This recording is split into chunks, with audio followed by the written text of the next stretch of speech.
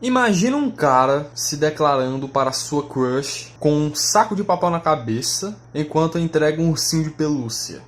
Sim, esse é um romance um tanto peculiar. O quanto que este romance consegue ser interessante, porque este jovem fica com um saco de papel na cabeça. Essa história tem algum diferencial? Kami Bukuro-kun wa Koishiteru é o assunto deste vídeo e nós vamos tentar responder essas perguntas aqui, né? Essas perguntas vão ser o nosso norte. E bom, roda a vinheta.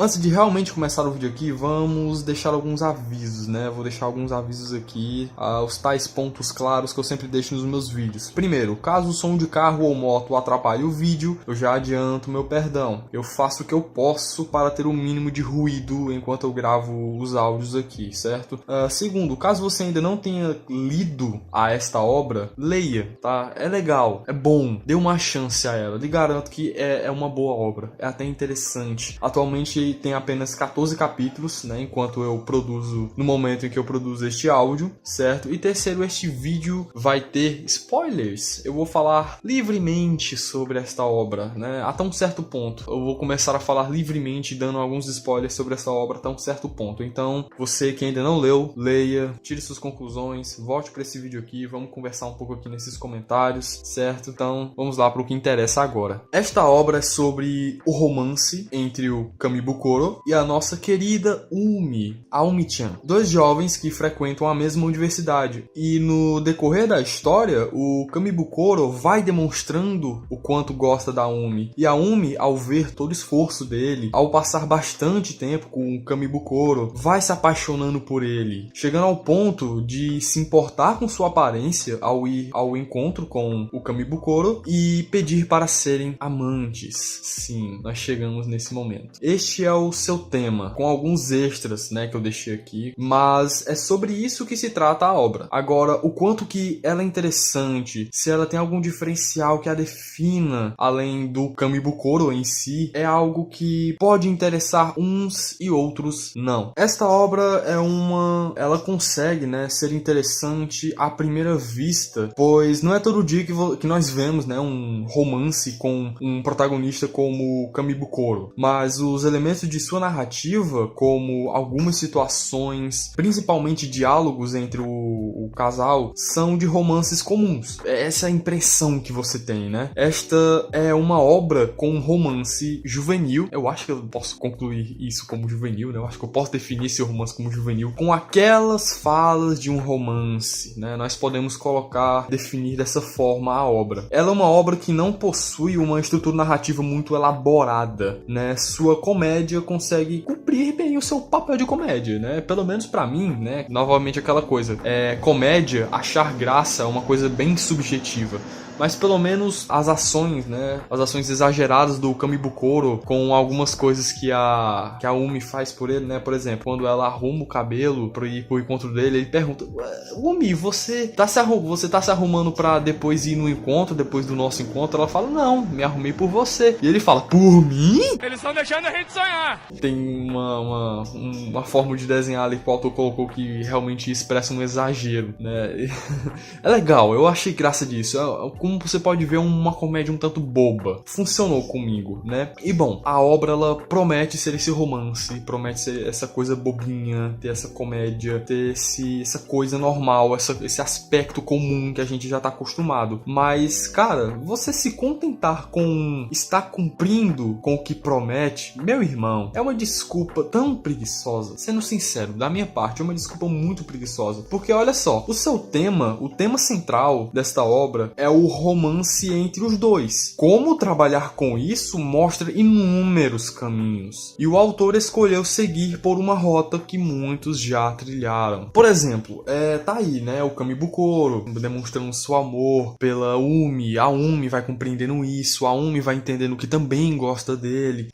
Tem a sua comédia boba, como eu já havia falado. Aí, cara, ele poderia de inúmeras formas construir sua narrativa, construir seus diálogos, construir esses personagens personagens não ser apenas esse romance comum que a gente vê, porque sim, tem um aspecto de um romance muito comum, cara, muito comum mesmo. Eu não sinto lendo um mangá de romance único. A fórmula que ele usa já é uma fórmula bem usada. A forma como o Kamibukuro vai falando algumas coisas, né, vai falando pra nossa Umi, realmente é algo que você vê que, ok, eu já vi outros personagens de outras obras falando essa mesma coisa com esse mesmo aspecto. É isso, né? É isso que Kamibukuro meio que coloca, meio que trabalha. Ele prometeu ser um romance bobo, com um personagem bem peculiar, bem diferente mesmo. Ele poderia ter trabalhado isso de uma outra forma, né? Com uns conceitos um tanto mais aprofundados, com personagens, de certa forma, com um começo, meio e fim dentro daquela história. Ele poderia, né? Mas não foi. Não foi. Foi só curta esse romance aqui, vá com Deus. E bom, dito tudo isso aqui, agora vamos a um importante ponto em sua narrativa, né? Eu quero comentar sobre ele, né? O momento em que a Umi pede para os dois serem amantes.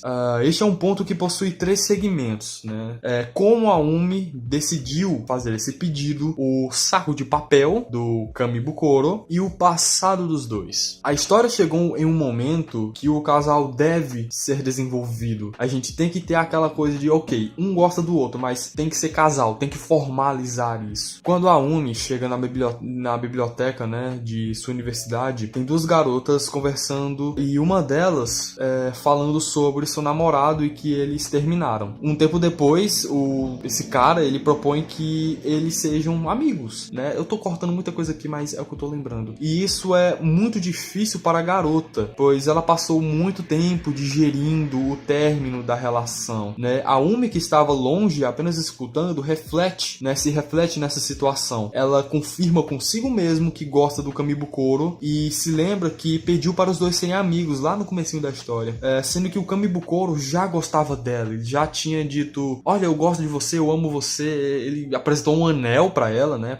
O que deu para entender é que no começo daquela história ela não entendeu exatamente que ele estava se declarando para ela, né? Pelo menos deu para entender isso. E é a partir deste momento é que a Umi é montada para chegar ao ponto alto da narrativa, que é, ei, eu não quero que nossa relação seja apenas amizade. Vamos ser amantes. Você gosta de mim, eu gosto de você, bora ser amante. Agora vamos para os outros 2 segmentos que eu disse ter, né? Que é o saco de papel do Kamibukuro e o passado dos dois, né? Esses 2 últimos segmentos, eles são mais conectados. A obra nos leva a crer que o Fuya, ou Kamibukuro, né? Kamibukuro, pra quem não sabe, é saco de papel em japonês, né? E ele é chamado assim até o momento em que a Umi descobre que ele é o Fuya. A obra nos leva a crer que o Fuya usa esse saco, né, de papel pela sua timidez, bem no começo da história, né? Quando ele entrega o ursinho de pelúcia para a Umi. Mas esse não é o real motivo. A história por trás desse motivo é um tanto clichê. A Umi e o Fuya já foram colegas de classe na infância. Foi lá que a paixão do Fuya nasceu. Ele sempre foi alguém peculiar, não conseguia dialogar direito com os demais. Quando na aula de educação física fez dupla com a pequena Umi, ele entrega os pelos do bigode do seu cachorro a ela, né? Todos ao redor estranham fortemente o que ele fez, mas quando ele explica o motivo para a Umi, né, que ele viu na televisão que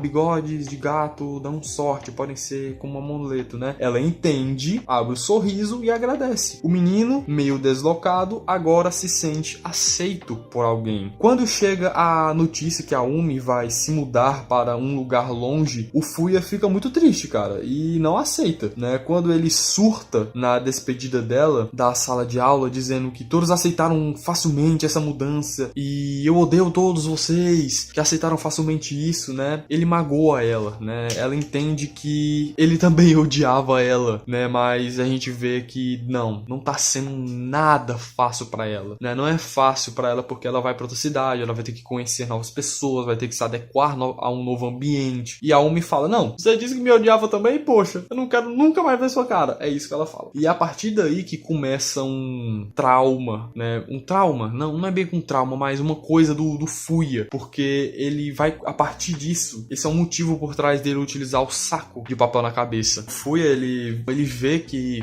a Umi tá frequentando a mesma faculdade que ele, né? O Fuya usa o saco na cabeça para que a Umi não o reconheça. Com este saco, ele conseguiu começar com ela, né? O Saku se torna um obstáculo por parte do Fuya por ele não ter resolvido este problema na relação dos dois, né? Que começou no passado. Eu acho que não ficou tão claro, mas quando a Umi pede para os dois serem amantes, esse é o obstáculo que fica. É esse o drama tem que ser resolvido para que o romance realmente tenha um casal formalizado. Ela diz, vamos ser amantes, mas ele meio que não concorda por causa desse problema, por causa desse saco na cabeça que ainda não foi resolvido. Quando a Umi descobre que o Kamibukuro é na verdade o Fuya, ele quer, né, jogar fora tudo o que já fez com a Umi, né, porque ele pensa, não, já era, já não dá mais, ela descobriu quem eu sou, vamos acabar logo com isso, deixa eu pegar tudo aqui que eu fiz, né, todos os brinquedinhos aqui que eu fiz, todas as coisas que eu fiz pra tentar divertir ela e jogar fora. E é difícil, né, ele vai relembrando de tudo que ele fez com a Umi e ele vai vendo, e quando chega na parte do anel, meu irmão, é difícil, né, porque, cara, ele realmente vai fazer a mesma coisa que ele fez no passado por uma coisa que não saiu certo como ele esperava. Ele realmente vai jogar tudo fora novamente. É sério.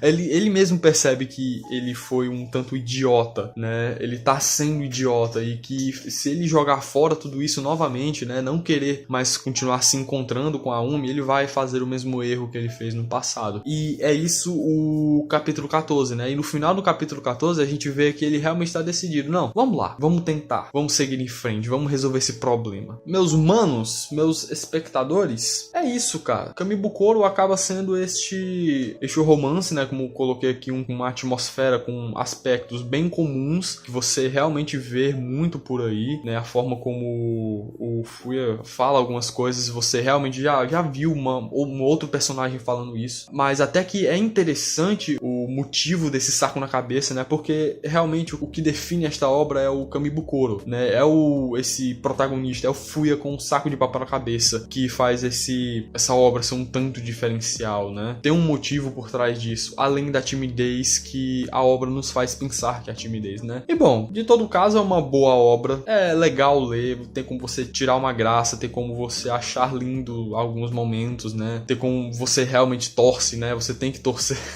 O autor faz você torcer pelo casal, pra isso dar certo, né? Pro problema ser resolvido. E é isso, pessoal. É isso que eu gostaria de comentar aqui desta obra. Vou ficando por aqui. Espero que você tenha gostado. Caso você chegou até aqui, não leu ainda, né? Pegou uns spoilers aí e ainda não leu, vale, cara. Vale a pena ainda. Aproveita, tá? Valeu, falou. Até a próxima semana.